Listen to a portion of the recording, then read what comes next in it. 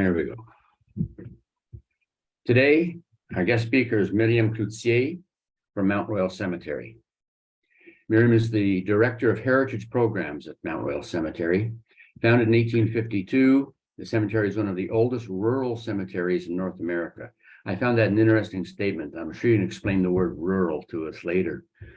Visitors can observe some 145 species of birds and century-old trees along trails or amid the gardens and terraces. And there are historical guided tours that recall the life of famous figures who are buried there. Here's some of the things that visitors have had to say.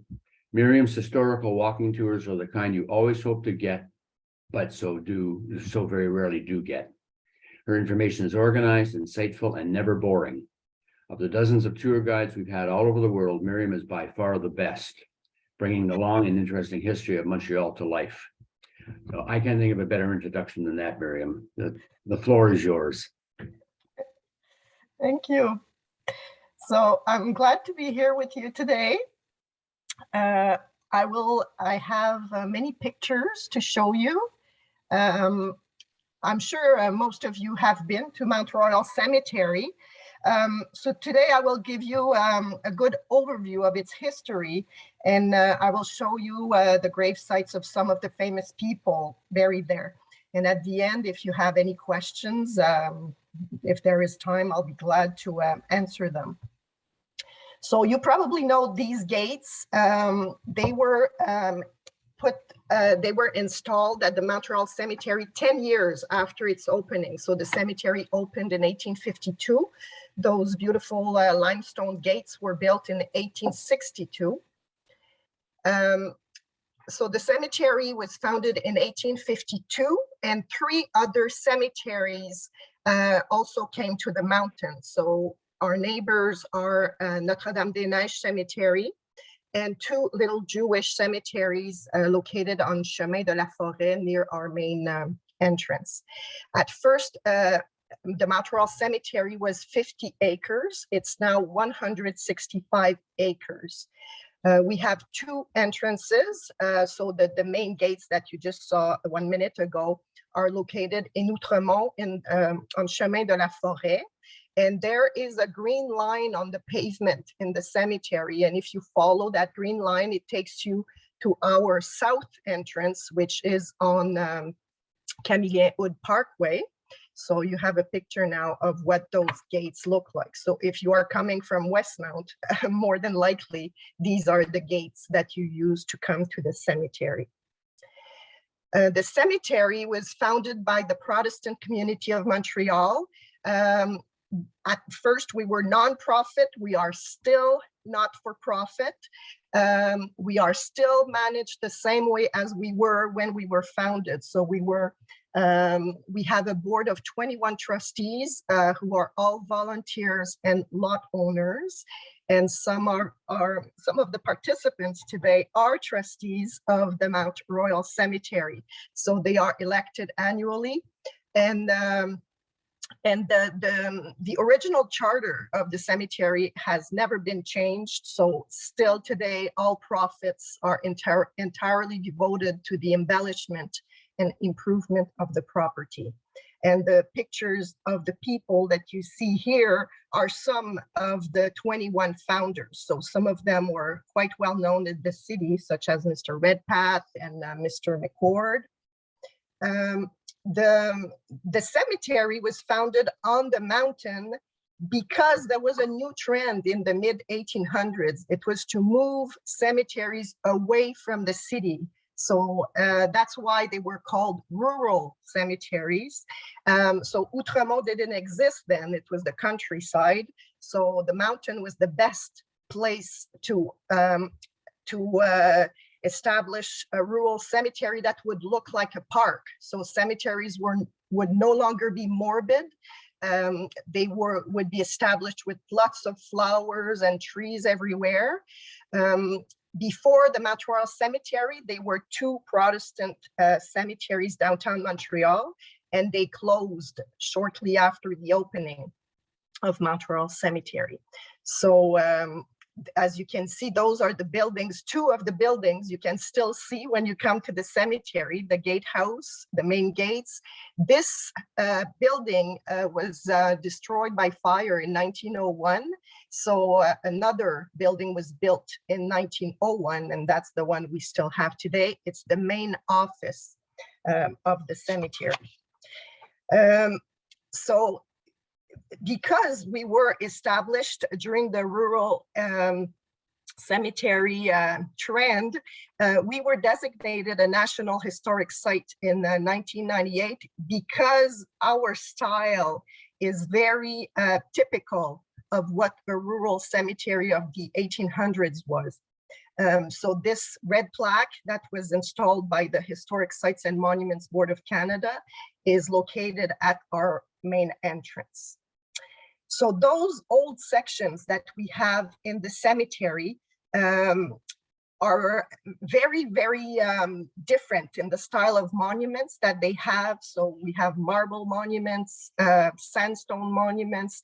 As you can see, the shapes are very different. So we have obelisks, Celtic crosses, draped urns, and everything seems to be there randomly. So it was before lawnmowers and other tractors, so it was not important to make rows. You could put the monuments wherever you wanted.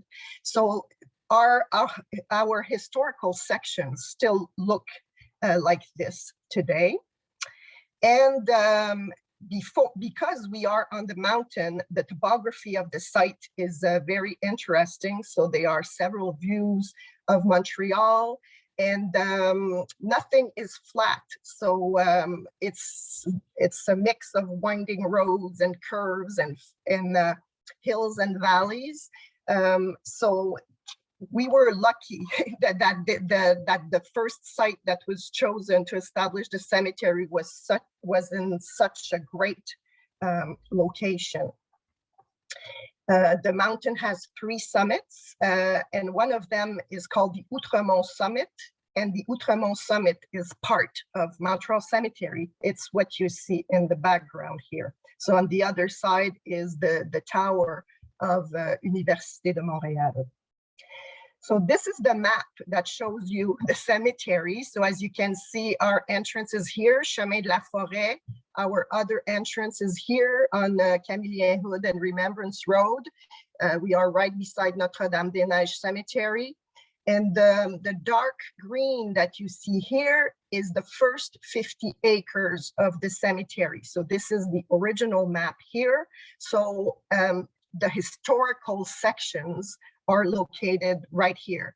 And over time, more land was purchased. So we have now a total of 165 acres.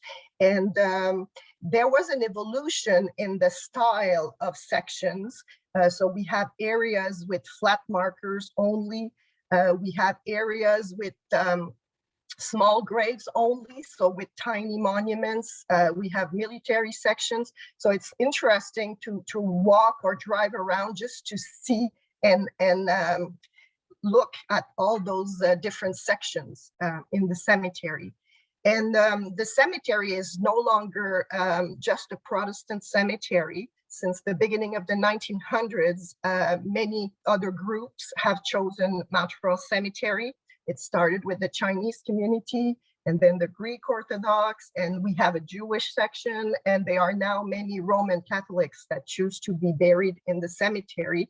So we are a reflection of the population of Montreal. So that's why cemeteries are so interesting to visit. Wherever you go in the world, if you visit the cemetery in a town or in a city, it gives you a good idea of who lives in the city nearby.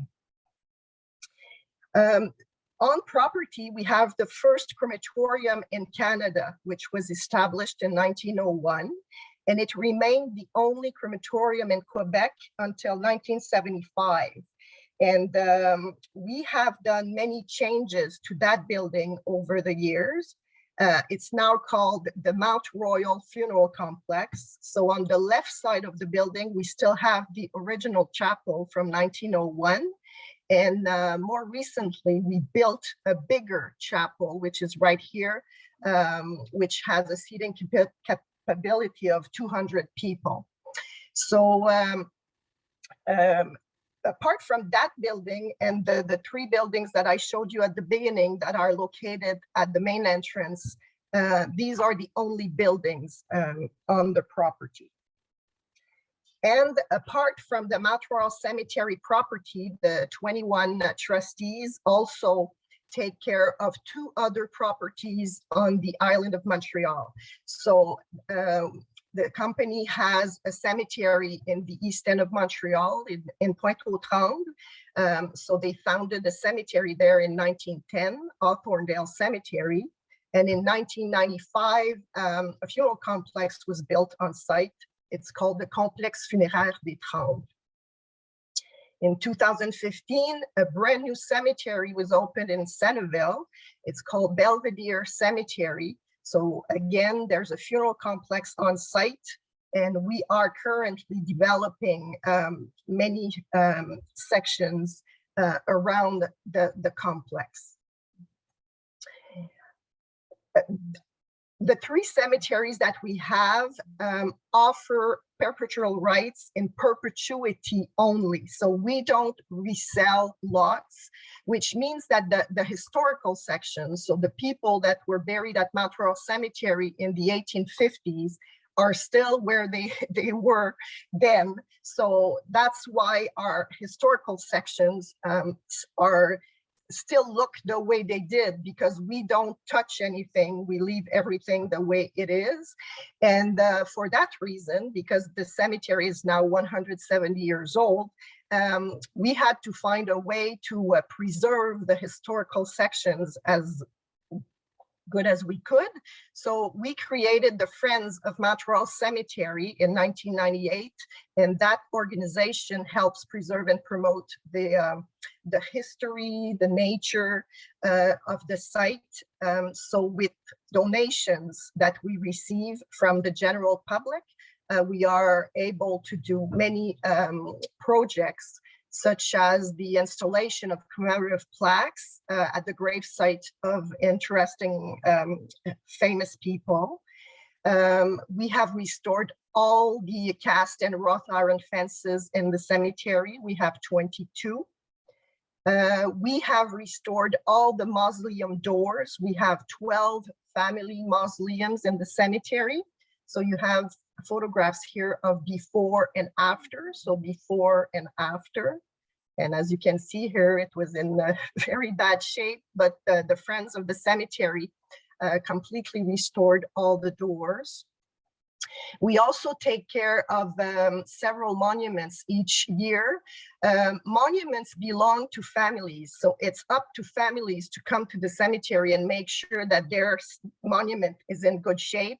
But because the cemetery is so old, it's hard to contact family members, and they are families that we can't track anymore. So those old monuments are taken care of by the Friends. And again, here you have some before and after results of the repairs that we do every summer. We also take care of the beautiful statues and other monuments in the cemetery by cleaning them and removing the vegetation that grows on them. And we also repaint old inscriptions. So with granite monument, they're very good. They last. As you can see, all those monuments are in very good shape, but the inscriptions on them have disappeared with time. So the Friends do repaint inscriptions every summer. And the biggest project that took place to restore an important landmark was the restoration of the main gates, which took place in 2014. So it took a full year to demolish the gates and rebuild them. So we rebuilt them with the same stones. We had to replace a few, but the today's gates are similar to the ones that were built in 1862. It's been almost 30 years now that we do historical walking tours every summer to talk about the history of the cemetery. And most often we have specific themes. So one day the tour could be on politicians that are buried in the cemetery, and another time it's on athletes or on artists. So by doing themes, people know if they've done the tour or not, because we have a lot of people that come back every year. So we've been doing themes for a long time now, so people know if they've done the tour or not. So now I will give you a brief overview of some of the grave sites that we visit during these tours. First of all, this is the monument of the first person buried in the cemetery. His name is the Reverend William Squire. He was buried in the Montreal Cemetery on October 19th, 1852. He was a cholera victim. And as you can see here, the Friends have installed a commemorative plaque at being the first person in the cemetery. We really wanted to highlight that. We have several famous politicians buried in the cemetery. One of them is Sir John Abbott, who was Prime Minister of Canada from 1891 to 1892. He was also Mayor of Montreal from 1887 to 1889. He was a senator. He was a renowned lawyer, and there is now a cégep named after him. So the John Abbott College commemorate him. We also have one father of Confederation, Sir Alexander Galt. So you can see here that he has a red plaque on his monument. It was installed by the federal government to highlight the fact that he is one of the fathers of Confederation. He was the first Minister of Finance in Canada, and he developed Sherbrooke. So that's why Galt Street in Sherbrooke is one of the main streets. And he also owned land in the Verdun area. So that's why there's a Galt Street in Verdun as well. Peter McGill, who is not the founder of the school, he was a politician. He was mayor of Montreal from 1840 to 1842. He was the second mayor of Montreal. And he was also president of the Bank of Montreal for 26 years. So from 1834 to 1860.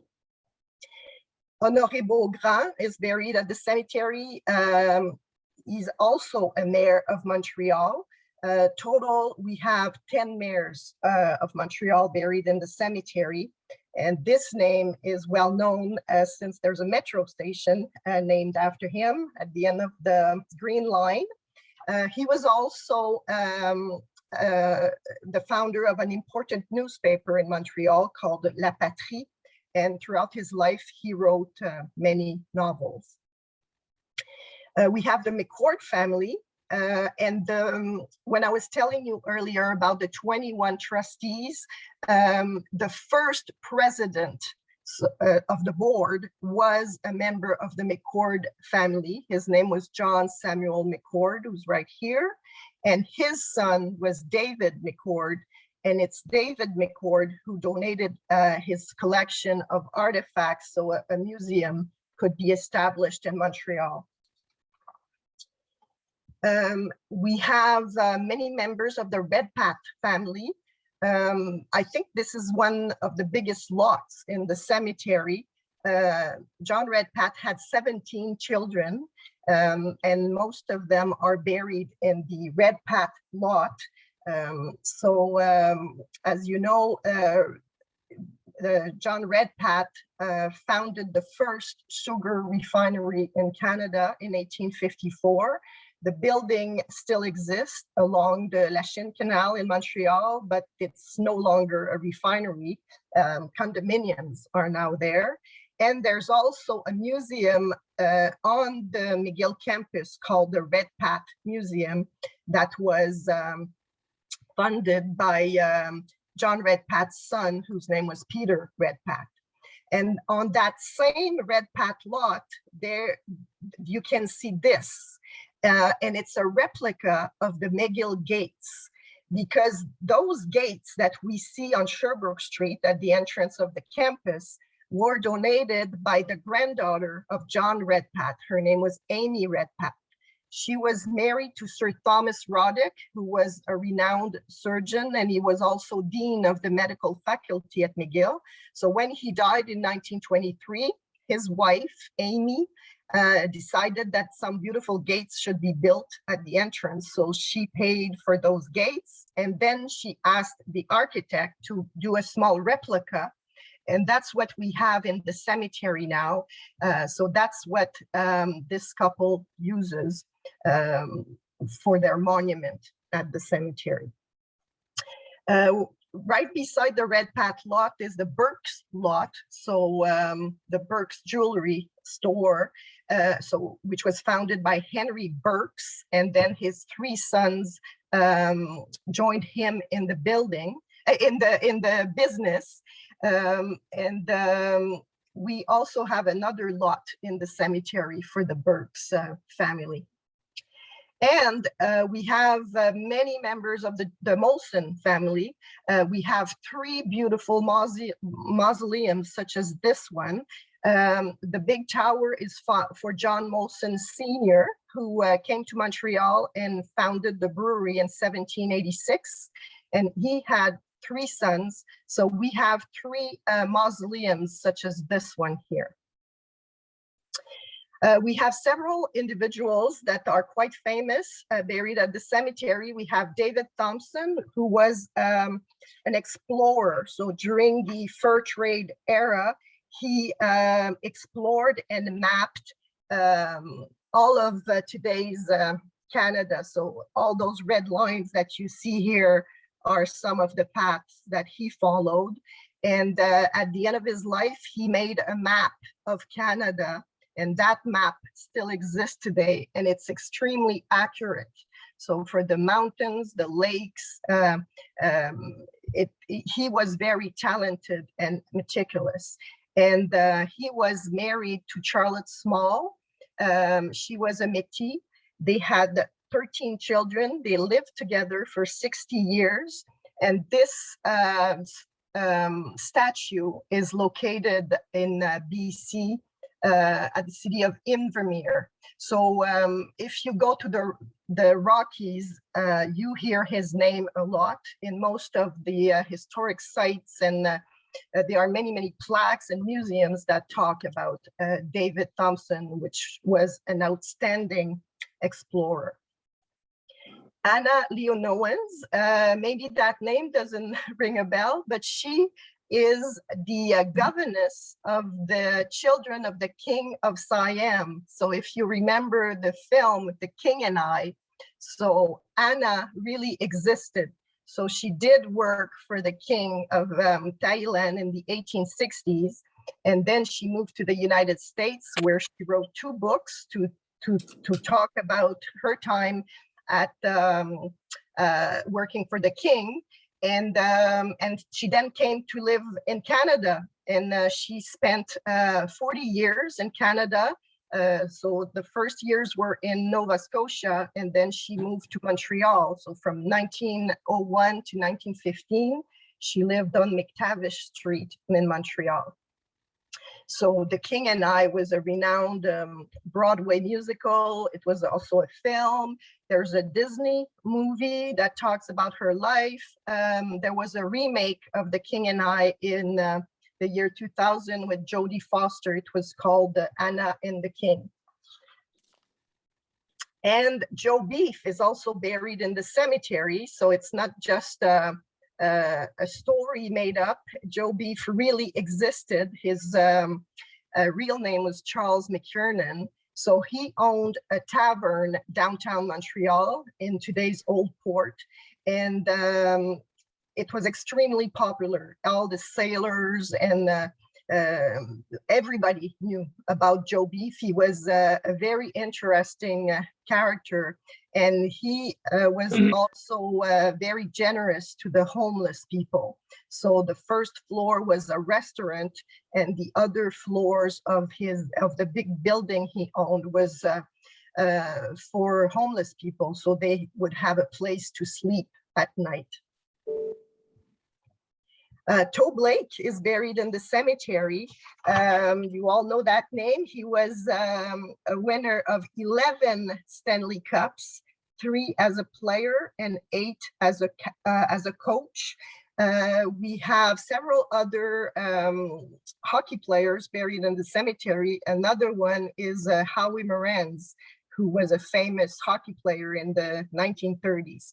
So Toe Blake and Howie Moranz both played for the Montreal Canadiens. We also have victims of the Titanic. We have 6 people that were on the Titanic that are now commemorated at the cemetery, and 4 of them are in this lot here. It's the Hayes family, and you have a picture here of Charles Melville Hayes, who was the president of the Grand Trunk Railway at the time. So he was a VIP guest on the Titanic, but unfortunately he perished. But he was found and he was brought back to be buried in the Montreal Cemetery about 1 month after the tragedy. We also have a big firemen section for all the firemen that die on duty. We have more than 30 firemen in that section. So you can see the Victorian firemen here with a old-fashioned uniform with the tiny monuments here for all the firemen that are commemorated. And every year, the Montreal Fire Association comes to the cemetery to do a ceremony. We have several veterans buried in the cemetery from the First and Second World War. Altogether, we have more than 2,400 veterans. Most of them are buried in our military sections, but we also have some military monuments such as these located throughout the cemetery in family lots. So this monument that you see here is called the Cross of Sacrifice. So anywhere you go in the world, if a group of Canadian soldiers are buried, you will see that cross of sacrifice. Here, it is halfway between the 2 cemeteries. So the 2 military sections, so the military section that is part of Montreal Cemetery, and the other section, which is part of Notre-Dame-des-Neiges Cemetery, are only separated by a fence, and it was a request from the Department of Defense to have an opening in the fence to show the collaboration of the 2 during the 2 wars. So if you take walks in the cemetery, the only place where you can go from one cemetery to the other is by using those gates located in the military section. We have another cross of sacrifice in the cemetery. It's for one single person whose name is Arthur William Currie. He was the commander of Canadian troops during World War I. At the end of the war, he was a general, and they made an exception here because the rule is to erect that cross of sacrifice for a group of soldiers. But he was so important in the war that an exception was made for him, and he has a cross of sacrifice on his family lot. The biggest funeral that ever took place in the cemetery was for him. 20,000 people attended his funeral. So they all gathered on McGill campus because after the war, he became principal of McGill University. So from 1920 to 1933, he was principal of McGill. So that's why the procession left the McGill campus and everybody walked up Park Avenue to come to the cemetery. It was broadcasted throughout Canada. It was a very big event, and the location of his monument in the cemetery really shows his importance. He's located very close to the main entrance of the cemetery on the main road. So those are the ones I wanted to show you today. I could have gone on and on and on. We have so many interesting people buried in the cemetery. If you want to learn more about the history, we have some brochures. They're free. You just need to come to the office located at the main entrance. So we have pamphlet on all the famous people buried in the cemetery. We have a pamphlet on the 100 species of trees that you can find in the cemetery.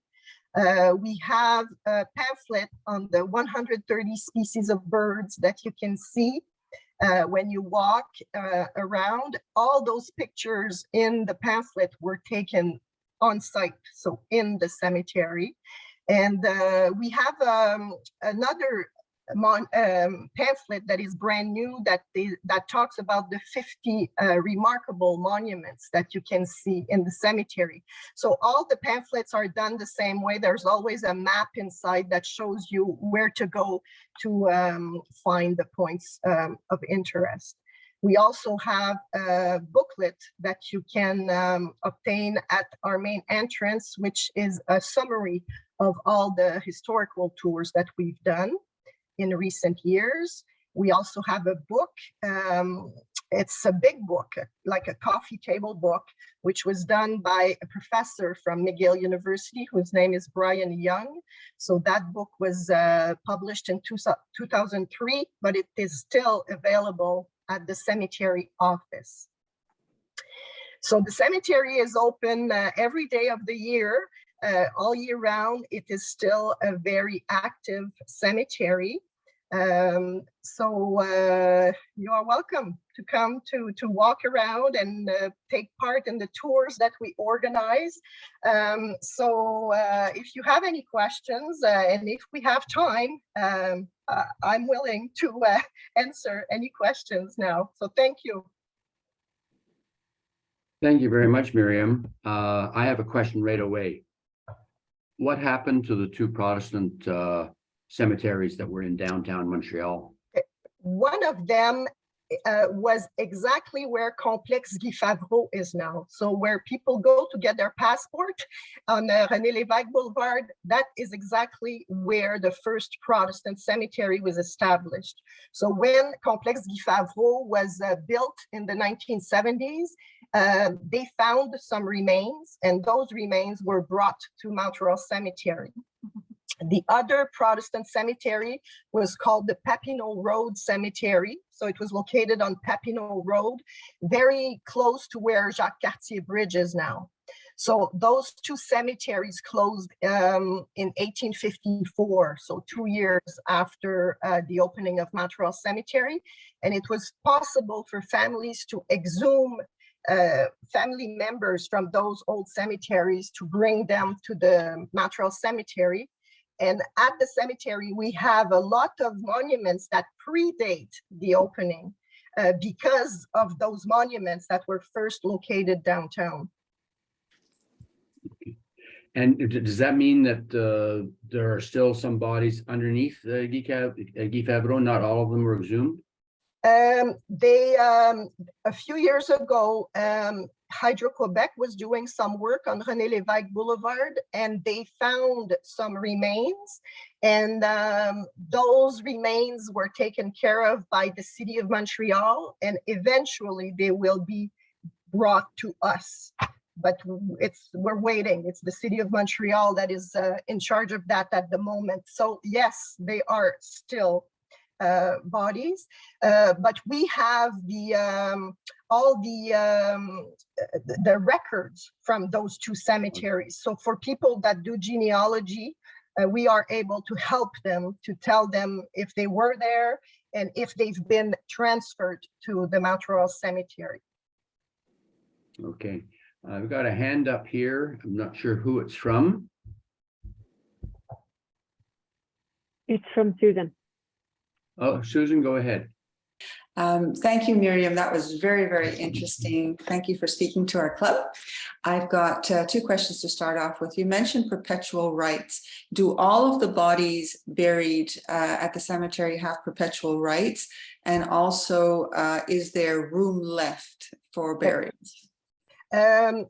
We only sell rights in perpetuity. And it's very rare now in Quebec. Most cemeteries now sell rights for a maximum of 99 years. But since we're owned by lot owners, it was decided at first, and it's still the case today, we don't resell and we don't offer graves for 15 or 50 years or 99 years, which is the case in most cemeteries now. And there is still room. When I showed you earlier the map of the cemetery, you might have noticed that there were some dotted lines throughout the sections. So these are old roads that we closed many, many years ago, probably like 40 years ago. And they were seeded with grass, and we didn't do anything with them for many, many years. But now we are using these old roads. So some graves are available in old sections, and but we also have brand new sections that haven't been developed yet. Luckily, because of cremation, we still have room. But eventually we will be full. That's why we have other locations. And that's why the company decided to purchase land in the east end of Montreal and in the West Island. Would it be indelicate to ask what it could cost to be buried there? It depends on the size that you wish to have. So the cost is per square foot. So if you buy 27 square feet, or if you buy 100 square feet, that will make a big difference. And depending where you choose in the cemetery. So some areas have a certain cost, and the higher areas where you have great views of Montreal, for example, are more expensive. So you could call the office to get exact costs, but just to give you an example, it could be maybe $200 per square foot, and you multiply with the size you wish to have. Okay, that answers my questions. Thank you so much. You're welcome. I Yes? have a question. Are there any notorious people buried there, or has anybody been refused to be buried? We have, no, we never refused anybody, but we have an interesting case where somebody was refused at Notre-Dame-des-Neiges Cemetery. His name was Joseph Guibard, and he died in 1869, and he was refused burial because he had been excommunicated. And it took 6 years before he obtained permission to be buried. So we kept him in our vaults. And then when the court finally obliged the Notre-Dame Cemetery to do the burial, the body was taken from our vaults to Notre-Dame-des-Neiges. So that's one case of a notorious person, but we accept everybody. Like we have, maybe one day I'll do a tour talking about the notorious people that we have in the cemetery, because we do have them. Give one example. We have like some murderers and some. We have the hangman of Canada. So when hanging was allowed in Canada, there was a man called Alexander English, but he went by the name of Arthur Ellis. And for many, many years, he was the only hangman in Canada. So he did hundreds of hangings. He's always an interesting person that I talk about during the tour. And there is now an award named after him for people that write about like crime writers in Canada. Every year they do a gala where they give awards, and the awards are called the Arthur Ellis Awards in memory of that famous hangman that used to work in Canada.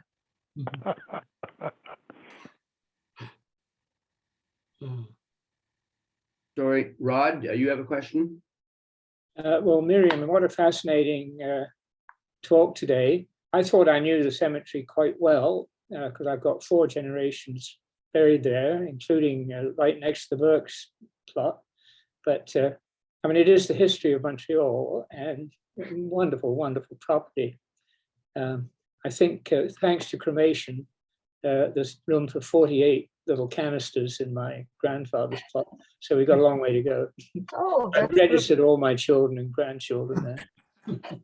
good. Okay, everybody, if you're looking for free rent, you know where to go. I was up there the other day in the columbarium to see my parents. And what percentage now are being either buried or going into the columbarium in their urns or being stacked? I know that there's areas, if I'm not incorrect, they're like 10 or 15 or 20 deep, where they'll put the if it's not urns but cans or whatever. Is that correct? No, we have specific rules for this, like how many is allowed per grave. For casket burials, it's usually 2 caskets per grave. For urns, it could be as much as 8 urns, or depending on how much space there is. We have 2 free ground areas which were only used in the 1800s. It's been many, many years now that like the cemetery had to do a lot of free burials in the 1800s. We don't have to do that anymore because the government pays for for burials. Nowadays, everybody is either buried in a family lot, in a purchased grave, or we also have a columbarium in the funeral complex. And we have a mausoleum area as well, which is quite small compared to Notre-Dame-des-Neiges Cemetery, for example, that have very big buildings for crypts, so as mausoleums. So yeah, we are quite strict about this, like as to how many people can be and where they can be. And our records are well kept, like we know exactly where everybody's buried. So it happens sometimes, for example, that we could have a request for an exhumation because the person, the people wants to bury that person elsewhere or in another country. So we have to, we're able to do that. Yeah, that's exactly what we did when my mother died. We dug up my father and threw them in together in the columbarium. Yeah. Just a traveling man. Anybody else? Any questions? Jim? Go ahead. Jim? Go ahead, George. Myriam, it's very interesting. As a young man in the middle 40s, late 40s, I played baseball on that cemetery, which was then called Dufferin Park. Yes. Dufferin Park was where Complexe Guy Favreau is now. So at first it was a cemetery, then it became a square called Dufferin Square or Dufferin Park, and then it became Complexe Guy Favreau. And at that time, somewhere the people were doing some digging for something else, everything had to stop because they found human bones. Oh, yeah. Oh, until they discovered it was an old cemetery, they were looking for a homicide. Oh. I have one interesting little story that the fellows might know. Sir Arthur Currie, I married his great granddaughter some 11 or 12 years ago. Oh, wow. Yeah. And she lived in Montreal, so he still has some descendants that live in Montreal then. Yes, oh yes, he has